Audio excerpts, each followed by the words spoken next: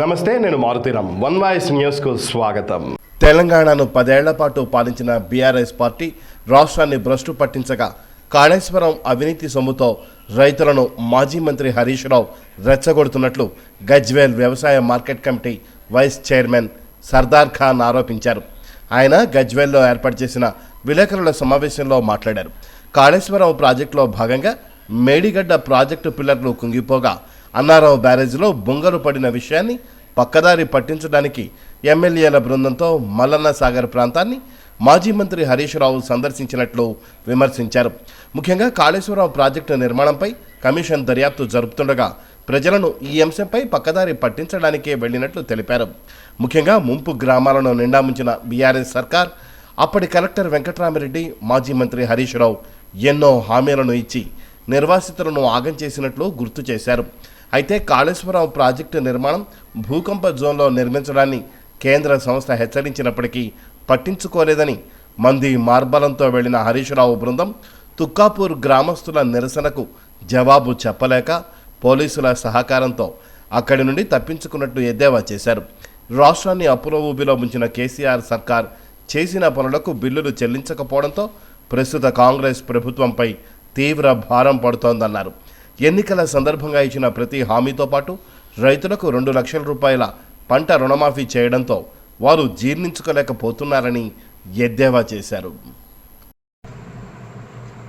10 ఏళ్లు పాలించినటువంటి BRS party రాష్ట్రాన్ని భ్రష్టు పట్టించిన విషయం తెలంగాణ ప్రజలు మర్చిపోలేదు. తమ పాలనలో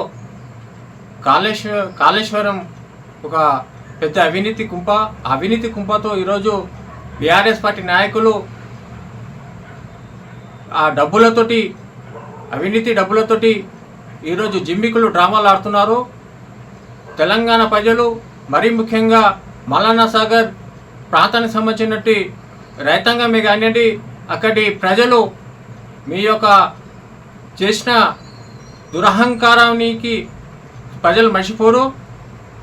ఈరోజు తెలంగాణ ప్రజలను మభ్యపెట్టడానికి ఈరోజు తెలంగాణలో కాంగ్రెస్ పార్టీ ఇచ్చినటువంటి హామీలు అమలవుతున్న తరుణాన్ని చూసి ఈరోజు తెలంగాణ ప్రజలు కాంగ్రెస్ వైపు బొగ్గు చూపుతుంటే దాన్ని ఎవరో లేక నిన్న హరీష్ రావు తమ కొంతమంది ఎమ్మెల్యేలను వెంట వేసుకొని ఈరోజు కాళేశ్వరం ప్రాజెక్టు సందర్శించడం జరిగింది.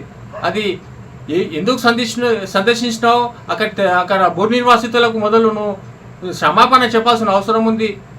అక్కడి నిర్వాసితులకు నువ్వు కానీ ఆనాటి కలెక్టర్ ఈరోజు నీ వెంబడి ఉన్నటువంటి ఎమ్మెల్సీ వెంకటరామరెడ్డి చేసినట్టు అరాచకాలు నిర్వాసితులు మర్చిపోలేదు. మొదలు నువ్వు వాళ్ళకు క్షమాపణ చెప్పాల్సిన అవసరం ఉంది. ఈరోజు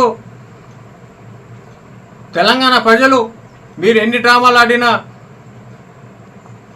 పేద ప్రజల కోసం పనిచేస్తున్నట్టు రేవంత్ గారి ప్రభుత్వాన్ని ఆశీర్వదిస్తుంది.